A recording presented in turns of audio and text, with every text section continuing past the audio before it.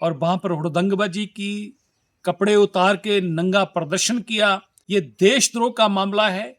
हिमाचल प्रदेश में जिस तरीके से पिछले कल रात को जो घटना घटी, ऐसा लग रहा है कि जहां हिमाचल प्रदेश देवी देवताओं की देवभूमि के नाम से जाना जाता था, आज अपराधियों का संरक्षण स्थल बनता जा रहा है। और ये संरक्षण स्थल सरकार के संरक्षण में बन रहा है, मुख्यमंत्री के संरक्षण में बन रहा है।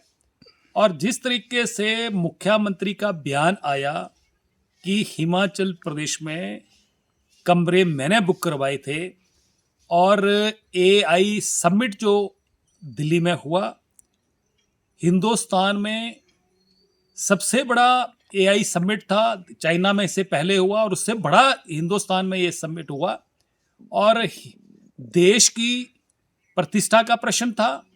और देश की प्रतिष्ठा, देश के प्रधानमंत्री लगातार देश की साख को जो है वो मजबूत कर रहे हैं। दुनिया में ही हिंदुस्तान का नाम बड़े मजबूती के साथ आगे बढ़ रहा है।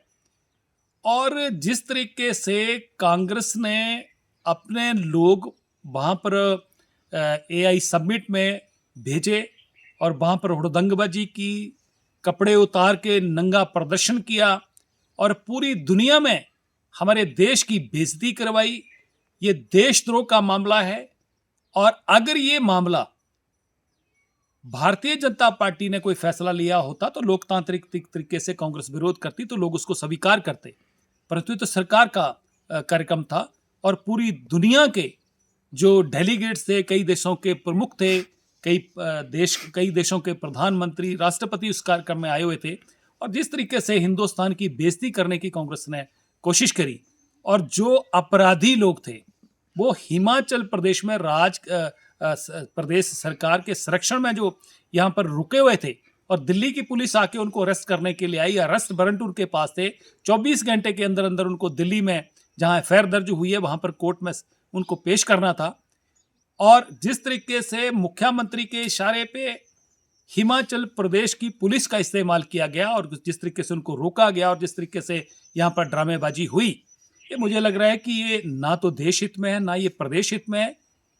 क्योंकि अगर कोई व्यक्ति अपराधी है तो कानून अपना काम करेगा।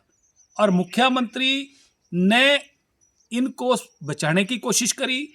अब प्रश्न ये खड़े हो रहे हैं कि मुख्यमंत्री ने माना कि हिमाचल सदन उन्होंने बुक करवाया था, और हिमाचल सदन में भी दिल्ली पुलिस जो है उसने छापेमारी करी और लोगों को वहां से भगाया गया। और कौन व्यक्ति है, किसके इशारे पे ये लोग दिल्ली से लाके, जो कि हिमाचल के नहीं है बाहर के हैं, इनको जाके रोडू से आगे चिड़गांव में छुपाया गया। और जब अरेस्ट वारंट लेके दिल्ली पुलिस आई तो उनको बचाने के लिए किसके इशारे पे हुआ? दिल्ली से कौन लोग हैं कांग्रेस के, कौन नेता हैं, किनको खुश करने के लिए मुख्यमंत्री ऐसा काम कर रहे हैं? तो इस करके ये सारी के सारे प्रश्न चिन्ह खड़े हो रहे हैं।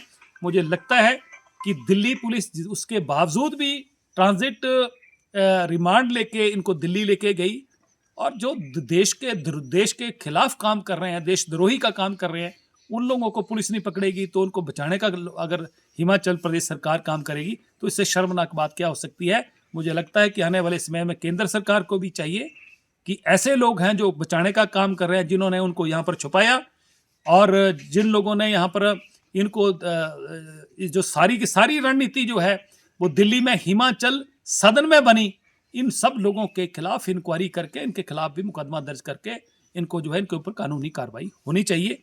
ये हिमाचल प्रदेश के लिए बहुत दुर्भाग्यपूर्ण है कि सरकार इस तरीका के काम कर रही है और मुख्यमंत्री को ऐसे एक्ट कर रहे हैं जैसे कि कोई एक स्टूडेंट पॉलिटिक्स में होता था, उस तरीके से आज उनको महसूस करना चाहिए कि वो प्रदेश के आज मुख्यमंत्री हैं और मुख्यमंत्री की क्या जिम्मेवारी रहती है, उनको जिम्मेवारी अपनी निभानी चाहिए।